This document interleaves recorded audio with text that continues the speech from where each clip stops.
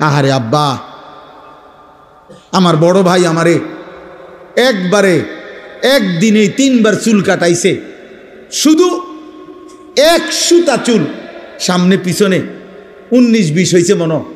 বড় ভাই 3 বার সেলুনে পাঠাইয়া বলছে যে আবার চুল কাট। আমি 3 বার চুল কাটছি। ভাই আমারে বলছে এরপরে এখন যায় গোসল কর। এটা হলো মূলত বাস্তবতা। এটা বাস্তবতা। এটা আজকে বেঈমান তোমাদের কাছে এই বড় মোবাইলগুলা তুলে দিয়া সমস্ত কিশোর বয়সী যুবক তোমাদেরকে নেশাগ্রস্ত বানায়, মাসহুর জাদুগ্রস্ত করে দিছে।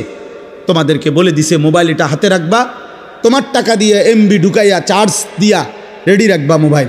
আর এবার তোমাকে মোবাইলটা তোমার হাতে থাকবে, তোমার চুল কাটবা ডিজাইন আমরা মুশরিকরা দেব, তোমার প্যান্ট আমরা বেঈমান দেব, তোমার গেঞ্জির ডিজাইন আমরা বেঈমান দেব, তোমার রুচি, তোমার পছন্দ, তোমার হাসি, তোমার চলার স্টাইল, তোমার কথাবার্তার স্টাইল সব কিছু আমরা মুশরিকরা দেব।